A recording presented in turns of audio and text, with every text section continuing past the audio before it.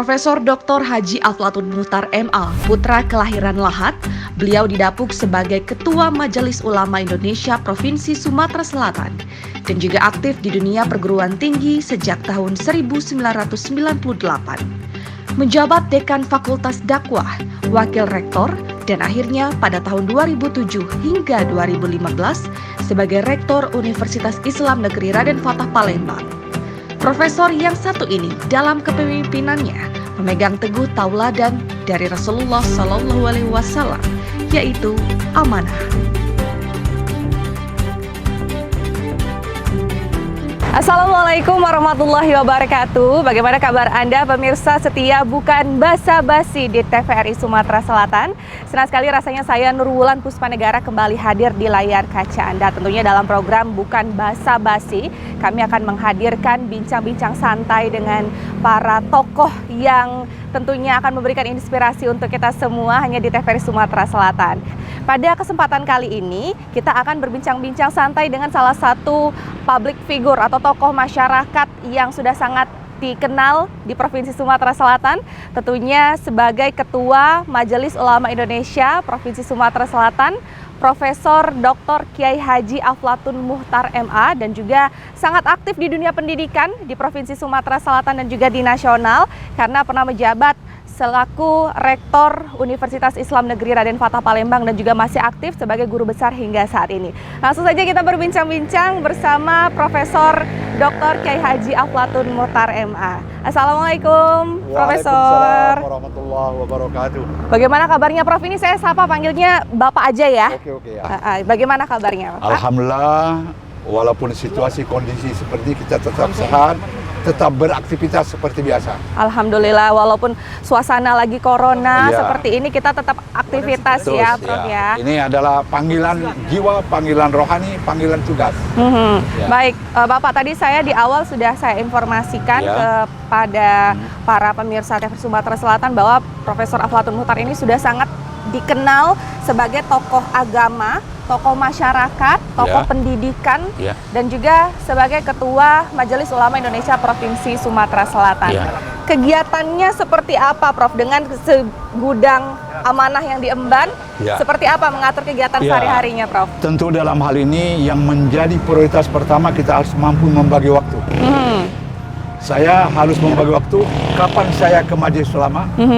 Sekarang juga saya sebagai Ketua Senat Universitas Islam Negeri Raden Fatah Palembang, juga sebagai Ketua Dewan Pengawas Syariah Bank Sumsel Babel, juga anggota pembina Yayasan Rumah Sakit Islam Siti Khadijah, juga saya sebagai anggota Badan Wakaf Pondok Modern Gontor Ponorogo, dan juga sebagai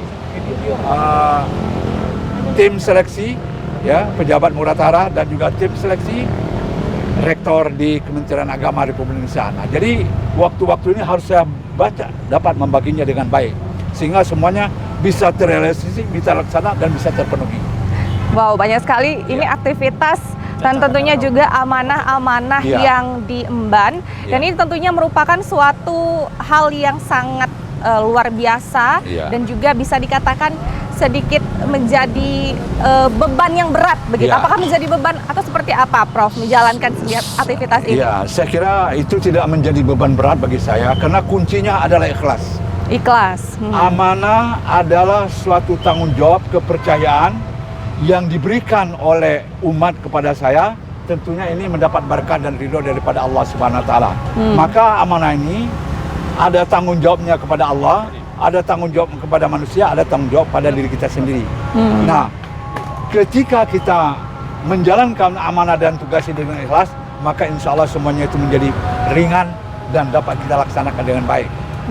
Baik, keren banget ya. Ini jadi inspirasi untuk anak muda tentunya di Sumatera Selatan, meskipun tergolong sudah sangat senior ya, Bapak ya, tapi masih sampai sekarang masih terus aktif dan juga berkegiatan. Apa yang membuat Profesor sangat concern dan juga begitu semangat sekali untuk mengatur banyak sekali umat, bukan hanya di pendidikan saja, tetapi juga di masyarakat? Apa yang menjadi alasan?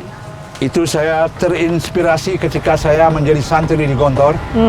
Khairun nas anfa'uhum linnas. Sebaik-baik manusia adalah yang Manusia bisa yang memberikan bermanfaat. manfaat, yang bisa memberikan sumbangsi, yang bisa memberikan kontribusi pada manusia lain. Nah, maka ini saya manfaatkan. Ketika saya menjadi rektor, bagaimana kita harus ada the next leaders and the next generation. Maka kita harus memberikan contoh yang Regenerasi baik. ya.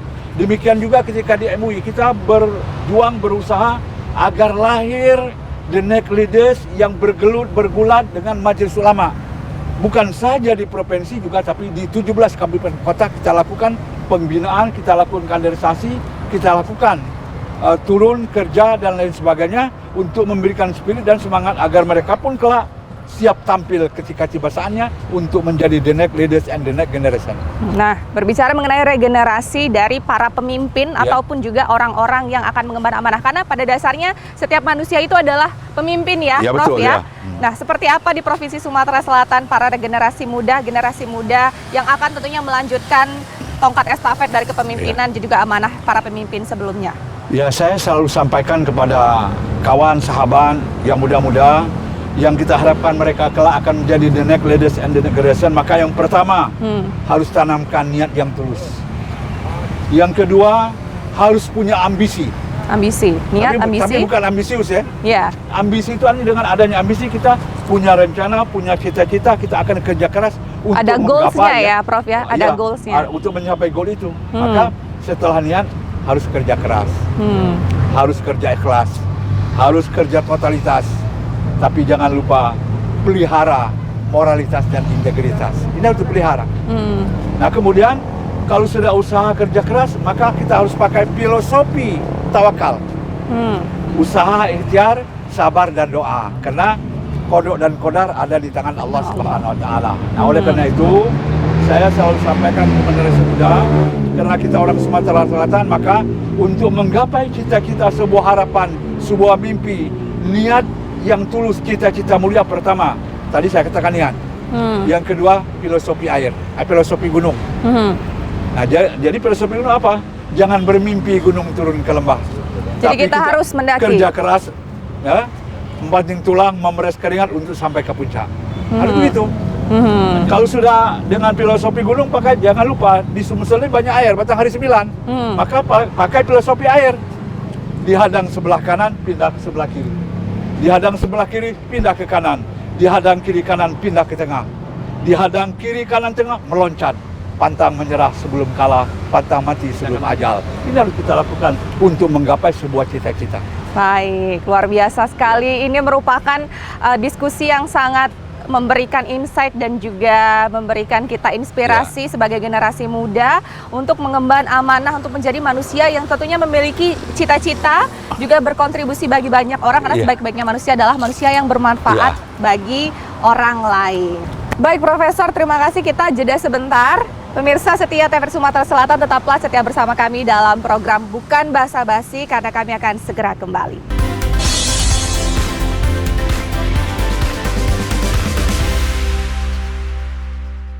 Terima kasih pemirsa, Anda masih bersama kami dalam program Bukan Basa-Basi, tentunya dalam edisi kali ini menghadirkan Profesor Dr. Kiai Haji Aflatun Muhtar MA, Ketua Majelis Ulama Indonesia Provinsi Sumatera Selatan. Nah, langsung saja kita kembali berbincang-bincang dengan sosok yang sangat inspiratif sekali tentunya di Provinsi Sumatera Selatan. Nah, Prof, tadi filosofi air dan gunung, mungkin bisa lebih diperjelas lagi. Filosofi, kenapa dua filosofi tersebut menjadi prinsip yang terus ditetapkan dan juga diterapkan oleh Profesor dalam kehidupan sehari-hari? Ya, pertama karena kita di dalam berjuang ini tidak boleh menyerah. Karena ada tangan kadang-kadang mendaki, kadang-kadang menurun, ya. Ada angin yang deras, ada topai, ada badai dan sebagainya. Maka kita harus lakukan kerja keras. Maka yang ketiga adalah filosofi pintu. Jadi artinya abwab mutafarriqah. Kalau kita hanya mengenal satu orang, hanya punya satu pintu, maka kalau pintu ini tertutup habis cerita. Maka abwab mutafarriqah dalam bahasa banyak pintu yang networking, networking, relasi. Ya. Nah, kemudian di samping relasi harus more relation and smart communication. Bagaimana kita bisa berkomunikasi, menarik, mengikat tak bertali. Kalau mengikat bertali semua bisa, tapi bagaimana orang tertarik dengan ungkapan kita, dengan komunikasi kita. Inilah dikatakan more relation and smart communication. Banyak relasi, banyak koneksi, tetapi mampu berkomunikasi, mengikat tak bertali. Nah, itu gimana caranya, Prof, agar para umat, para masyarakat, dan mungkin juga pada saat sekarang ini generasi muda bisa menyampaikan sesuatu visi dan misi ataupun ideologi mereka dengan cara yang baik dan benar dan bisa meyakinkan orang lain? Maka itu harus dibekali pertama dengan ilmu pengetahuan. Ya, ini pengetahuan penting.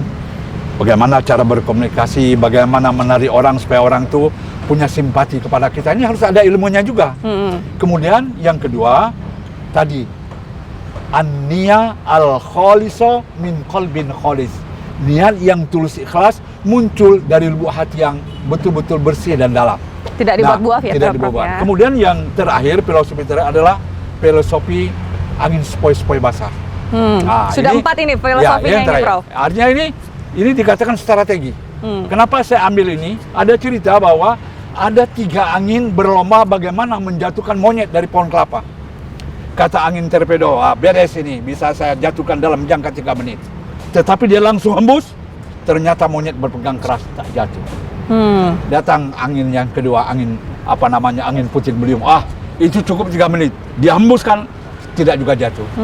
Terakhir angin sepoi-sepoi basah, dia senyum, dia ajak monyet itu bercerita. Ketika monyet sedang lengah, dia hembuskan percikan air. Ketika dia kelilipan, dia hembus dengan besar, jatuhlah monyet itu. Inilah yang dikatakan strategi. Ya, jadi kapan kita harus menembak, kapan kita harus menggunakan pancing, kapan kita harus menggunakan jala, kapan kita harus menggunakan jaring. Jadi sesuai dengan situasi dan kondisi. Kalau dalam bahasa Arab, hadzbal sulub wal audo. Jadi melakukan sesuatu itu sesuai dengan situasi dan kondisi. Ini perlu kita miliki. Luar biasa. Ya. Nah, Prof, dari 4 filosofi tadi, filosofi gunung, filosofi air, filosofi pintu, filosofi angin juga ya, terakhir tadi ya? Angin sepoi-sepoi basah. Sepoi-sepoi basah ya. Ini merupakan sesuatu yang Prof pegang selama berkehidupan, juga mengemban amanah. Topan, badai, permasalahan, ujian pasti pernah Profesor temui. Seperti apa Profesor menghadapi dan juga memanage hal tersebut supaya amanah yang diemban ataupun juga jabatan yang diemban bisa tetap terjaga, tetap bisa dilaksanakan dan juga tetap bisa memberikan manfaat bagi orang lain? Nah, ini filosofinya filosofi manjadda wajadah. Siapa yang bersungguh-sungguh insya Allah dapat. Tapi oleh karena itu dia harus kerja keras, membanting tulang, memeras keringat, memutar otak. Setelah usaha dan ikhtiar, jangan lupa filosofi tawakal. Tawakal itu artinya sabar dan doa, karena ketentuan dan ketetapan ada di tangan Allah Subhanahu wa taala, maka kita harus sabar. Nah, di dalam menghadapi tantangan rintangan tidak boleh mudah menyerah. Tidak boleh mudah putus asa. Kalau orang menjelekkan kita, jangan dibalas dengan kejelekan. Jangan diajak berdebat. Jangan diajak untuk apalagi bergocok bahasa Palembang ya. Tapi jawablah dengan aksi. Jawablah dengan perbuatan. Jawablah dengan bukti. Kenapa? Kita berdebat dengan guru menang juga tidak ada manfaatnya. Kita berdebat dengan sahabat, kita hebat menang, tapi itu pun tidak ada untungnya. Maka yang paling baik adalah sabar, komunikatif, dan berdoa kepada Allah Subhanahu wa taala. Insya Allah kalau ini kita lakukan, filosofi manjada wajada, maka insya Allah niat tulus, kita mulia, mendapat berkat dan ridho Allah Subhanahu wa taala, dan insya Allah niat itu terwujud dan akan diijabah oleh Allah Subhanahu wa taala. Oke, Prof, selama menjabat dari tahun yang sudah sangat lama tentunya ya, Prof ya, sampai sekarang juga masih aktif.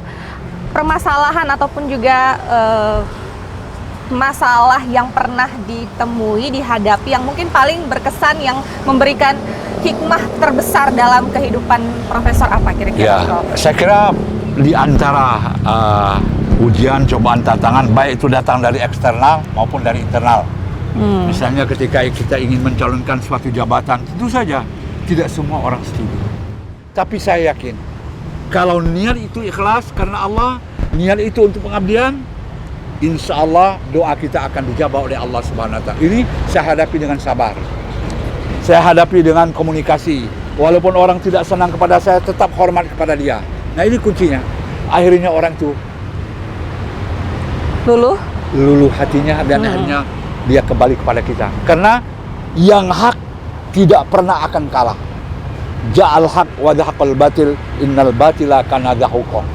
Cuman kadang-kadang yang batil itu hancur itu lamunian. Ya. Uangnya lada kacik lagi baru dia hancur. Tapi yang batil tidak pernah akan menang, yang hak pasti akan menang. Inilah ajaran Rasulullah SAW. Nah, oleh karena itu, di dalam menghadapi ujian tantangan, maka andainya pun cita-cita kita tidak berhasil, kita harus terima dengan ikhlas. Karena kata ungkapan orang arif dan bijak, tidak ada ketentuan dan ketetapan Allah yang tanpa hikmah. Tidak ada perbuatan Allah yang tidak terpuji. Kita hanya diajari berdoa, Allahumma inna la nas'aluka raddal qada walakin nas'aluka al-lutfafi. Ya Allah, ya Tuhan kami tidak mohon dan minta kepadamu agar engkau batalkan ketentuan dan ketetapan itu, karena itu adalah hak prerogatifmu. Yang kami minta kepadamu, ya Allah, andainya ada sesuatu yang menimpa kami, timpalah kami dengan lemah lembut. Andainya pun kami harus nyampak dan jatuh, kata orang Palembang, campakkanlah kami di atas tumpukan rumpun jerami. Kalau nyampak di rumpun jerami, insya Allah tidak sakit. Nyaman ya, Prof ya. Inilah doa-doa orang yang arif dan bijak. Baik, Profesor, kita jeda sejenak lagi perbincangan kita. Pemirsa, tetaplah bersama kami dalam program Bukan Basa-Basi, karena kami akan segera kembali untuk Anda.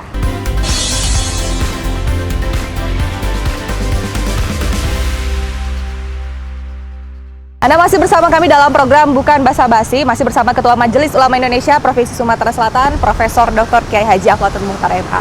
Prof, ini kayaknya biar lebih santai kita sambil duduk aja ngobrolnya ya. Silakan, Prof. Ya. Nah, Prof, tadi sudah berbincang-bincang kita ya panjang, cerita kita, informasinya juga sangat inspiratif. Tadi ketika ada permasalahan, Profesor juga bisa menghadapinya, menanggulanginya. Nah, tentunya di balik kesuksesan ataupun juga karir seorang Profesor Dr. Kiai Haji Aflatun Muchtar MA yang banyak sekali pencapaian yang telah didapatkan, prestasi dan juga inspirasi bagi banyak orang di Provinsi Sumatera Selatan juga luar biasa. Tentunya di balik kesuksesan ini ada dukungan dari keluarga. Seperti apa dukungan dari keluarga Profesor mendukung karir Profesor sebagai seorang tokoh masyarakat, tokoh agama, dan juga sebagai seorang ayah? Ya, benar. Tidak ada pencapaian sesuatu, ya, posisi, entah itu jabatan, entah kesuksesan apapun juga, pasti ada orang yang memberikan dorongan, motivasi, dan tentu bagi saya sendiri yang paling penting adalah istri, ya, istri tercinta itu memberikan dukungan secara totalitas, terutama mulai ketika mengambil S2 ya, ditinggal. Ya. Saya harus di Jakarta, LDR ya, saya di Jakarta di sana. Anak pertama baru lahir kita sekolah. Nah, dukungan dari keluarga ini sangat memberikan inspirasi, sangat memberikan motivasi, sangat memberikan semangat untuk menggapai niat tulus cita-cita mulia itu.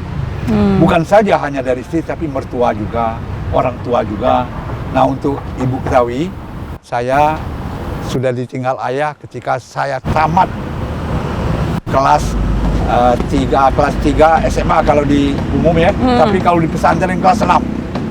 Tapi saya pegang pesan orang tua saya, harus rajin, harus tekun. Bahkan ketika orang tua saya meninggal, saya tidak pulang, setelah tamat baru pulang. Nah, ini yang memberikan dorongan dan motivasi.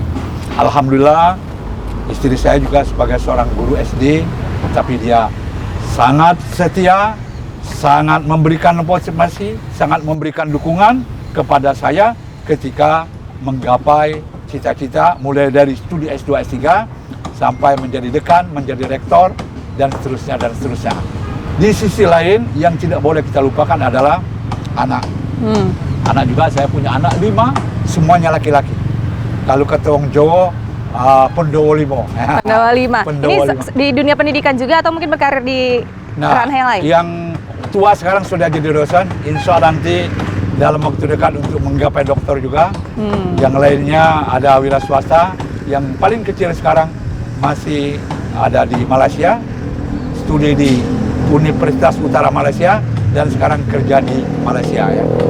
Nah, di samping orang tua, keluarga, anak, juga para sahabat memberikan dukungan, memberikan motivasi, dan juga para guru-guru kita yang tidak boleh kita lupakan. Guru-guru memberikan jasa kepada kita. sampai hari ini. Nah, ini yang harus kita lakukan. Pernah nggak, Prof, di antara kesibukan Profesor sebagai dosen, sebagai seorang ayah, sebagai seorang suami, tentunya juga berkarir, mengemban amanah, mengurus masyarakat, mengurus umat, pernah tidak menghadapi permasalahan, mengatur waktu, antara kesibukan, bagaimana caranya, Prof, untuk mengatur itu semua?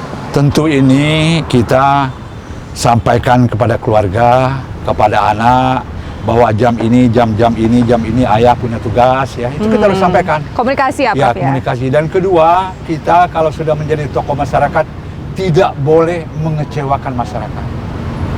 Kita tidak boleh masyarakat menunggu kita nggak datang. Jadi yang saya pegang adalah disiplin on time. Karena di Gontor itu disiplin ya, harus masuk jam waktunya, harus rapi, harus on time. Nah ini kita pegang sampai hari ini. Ya, sehingga saya dikenal orang paling disiplin. Jadi saya jarang datang terlambat, selalu on time. Ya, ini sampai hari ini alhamdulillah, termasuk ketika saya sebagai anggota komisi seleksi rektor, anggota tim seleksi pejabat pratama di provinsi dan di kabupaten, saya selalu disiplin. Harus disiplin ya, Prof, ya. Mungkin kita bisa sambil jalan lagi, Prof, kita lihat-lihat pemandangan yang indah di siang hari ini ya, Prof, ya.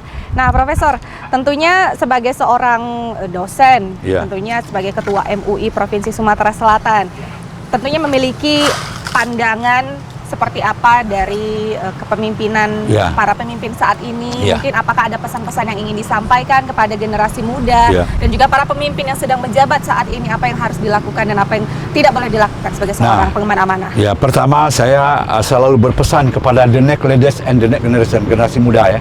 Pertama saya bilang, kalian harus mempunyai ambisi. Ambisi itu wajib, yang tidak boleh itu ambisius. Kalau orang tidak punya ambisi, dia tidak punya cita-cita, tidak punya rencana, maka dia harus punya ambisi, punya rencana. Nah, kepada orang-orang yang sudah menjabat, pertama saya bilang, pelihara amanah tersebut, moralitas, integritas. Ini harus dipelihara. Bagaimana kita bergaul dengan baik, bagaimana kita menerima orang-orang dengan baik, bagaimana kita menerima cara orang baik. Tidak boleh sombong, tidak boleh angkuh, merasa hebat sendiri. Karena tidak ada manusia di dunia yang sempurna. Harus ada take and give, al-azu wal ato, saling asa, saling asih, dan saling asuh. Ini harus dilakukan. Nah, oleh karena itu, kepada generasi yang akan datang, maka dia harus mulai membangun diri, moralitas, integritas, serta wawasan ilmu pengetahuan, kemudian punya komitmen, punya integritas, dan konsisten istiqomah. Jangan mudah dipengaruhi orang. Artinya kita harus punya pendirian. Ini untuk menggapai cita-cita, untuk menggapai kesuksesan itu harus ada semangat, harus ada kemauan, harus ada moralitas, integritas yang harus dipegang. Ini yang tidak boleh ditinggalkan. Jadi itu adalah poin-poin yang harus diterapkan oleh para generasi muda dan juga para pemimpin yang saat ini sedang mengemban amanah. Nah, mungkin ini yang terakhir pertanyaannya, Profesor, apa yang ingin disampaikan kepada seluruh masyarakat di Provinsi Sumatera Selatan, khususnya pecinta setia bukan basa-basi terkait dengan mengemban amanah? Silakan, Prof. Yang pertama ingin saya sampaikan agar khususnya umat Islam khususnya generasi muda. Pertama, harus ada 4 yang dikuasai kalau kita ingin menciptakan negara baldatun thayyibatun nurubun ghafur. Artinya pertama, asiasa, politik. Islam tidak melarang politik, tetapi politik yang memegang amanah. Amanah kepada Allah, agama, amanah kepada manusia, amanah kepada diri sendiri. Yang kedua, qaidul jaysh. Kita harus juga ada dari pesantren, dari masuk ke militer, agar dia menjadi qaidul jaysh, panglima seperti Umar Ibn Khattab. Perlu juga ada. Dan yang ketiga adalah iktisadi ekonomi. Nah, harus ada. Kalau kita ekonomi dikuasai orang, kita tidak mungkin akan menjadi tuan rumah negeri sendiri. Kita akan menjadi babu, menjadi penonton di negeri sendiri. Maka harus dibangun ekonomi. Maka contohnya apa? Utsman bin Affan, rajulun iktisadi, ahli ekonomi. Harus ada. Maka UIN sudah membangun Fakultas Ekonomi dan Bisnis Islam. Nanti lahir ekonom yang agamanya kokoh. Yang terakhir, saintek.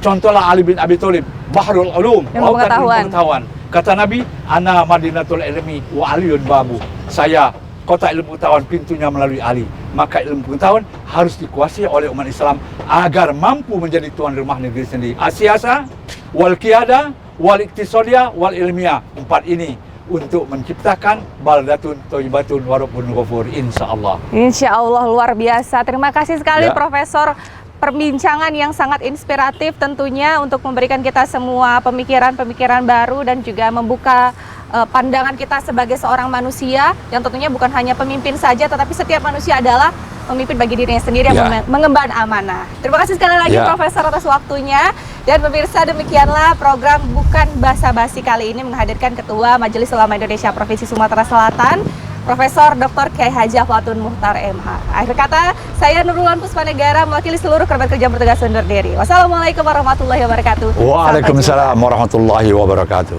Terima kasih.